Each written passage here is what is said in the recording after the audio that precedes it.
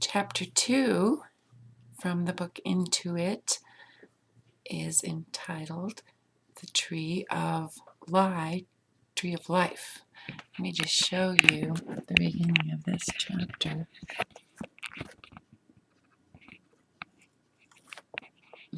Sorry, guys. It's hard. Here's the picture.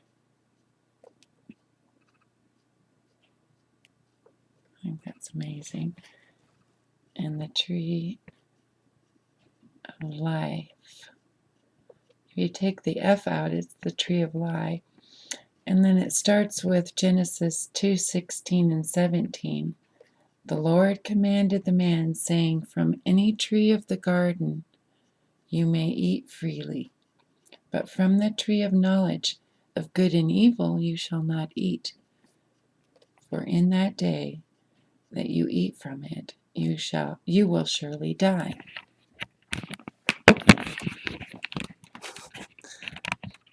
That's the beginning of it. Okay, there is a glorious tree full of everything we can think of. Let me get this right here for you. Okay. There's a glorious tree full of everything we can think of. It holds inventions of tools and techniques, secret remedies, amazing technological toys, and instruments that fill our moments with an overabundance of all that might be our want or desire. This tree feeds us when we're hungry and takes care of us when we are sick.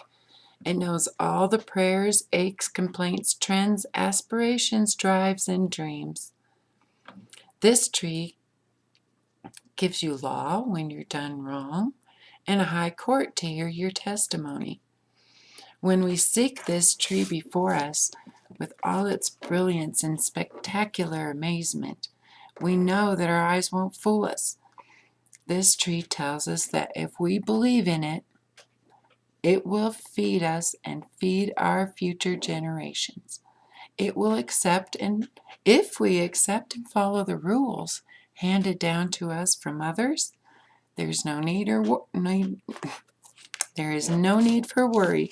We will always be told when and what to do by others when we eat from this tree.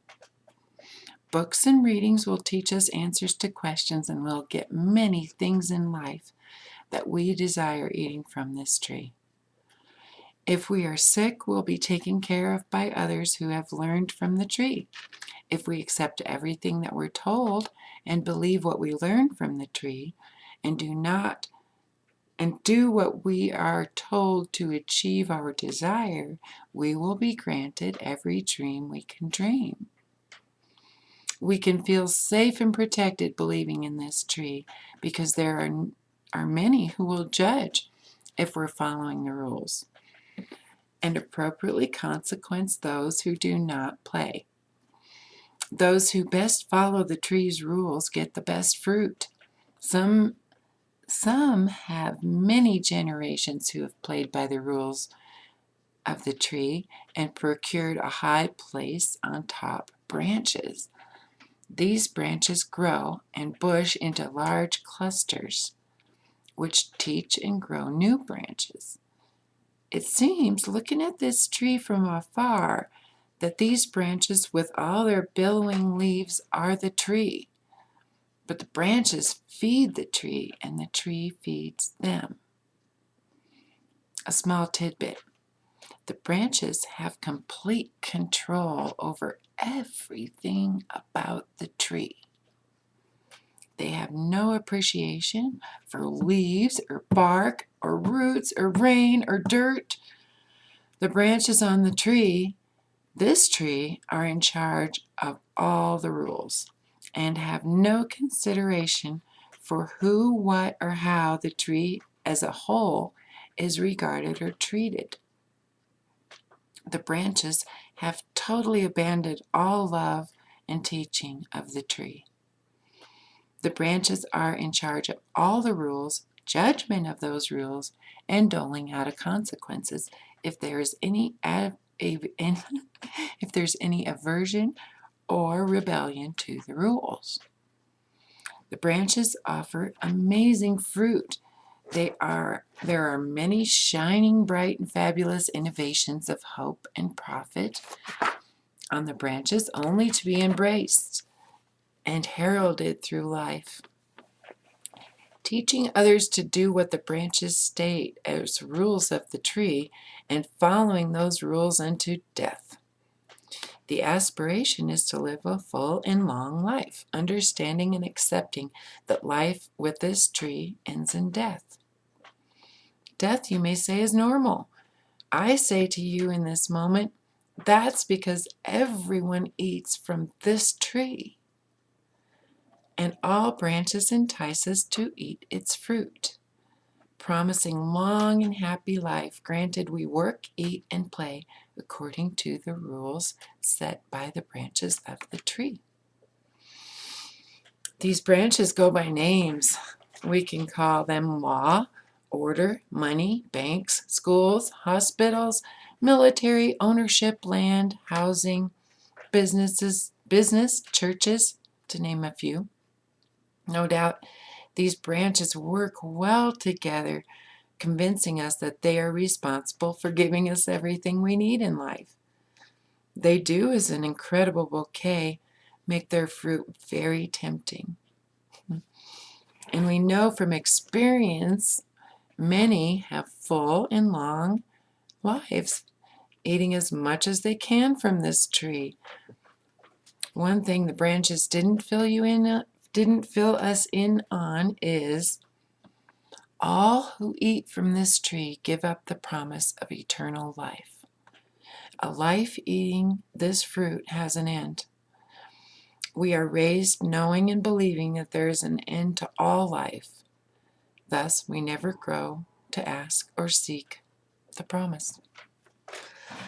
One of the given and enforced rules of the branches is that all who eat from this tree give everything they have in both life and death to the branches.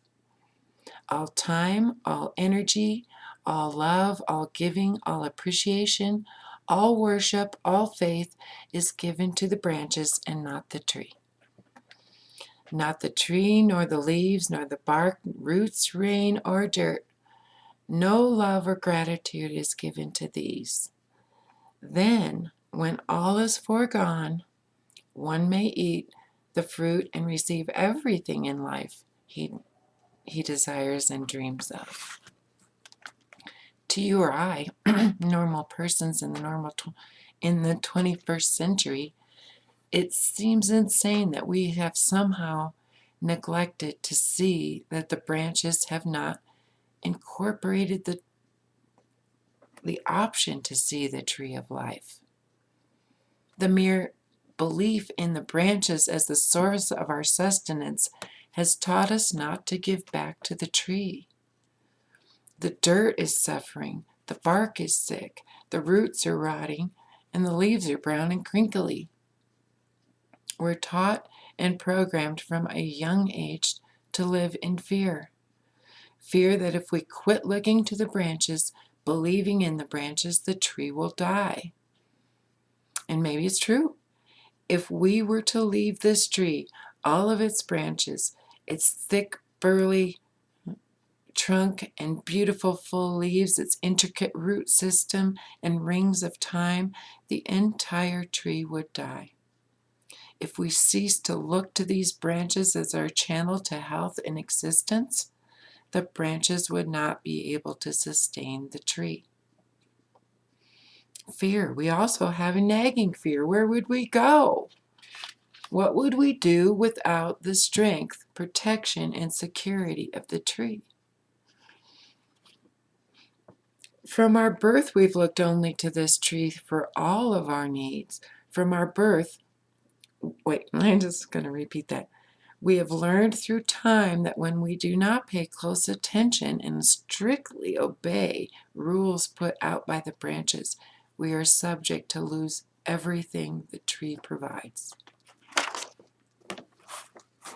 Should we flee, running into the wilderness with nothing but our pure faith? Would we be abandoned by spirit and left to starve, cold and homeless? The roots of the tree tell us this all of our lives. Constant messages that the roots must tell us for their own survival. If at any point in our lives we do not play by the rules given to us by the roots, passed down by the branches, passed down from the branches, life will be cold, homeless, poor, stupid, and hungry. The more we believe in the branches and the rules given to us by this part of the tree, we climb higher on the tree, reaping more and more luxurious things in our lives. And although this may appear the picture of abundance, there are many things about this tree that are not included in our vision, even in the fine print. That was chapter 2. Thanks for watching and thanks for listening. Thanks for your great comments and thanks for your subscription. Yeah, go ahead and subscribe. Get the whole book on here for you. I love you guys.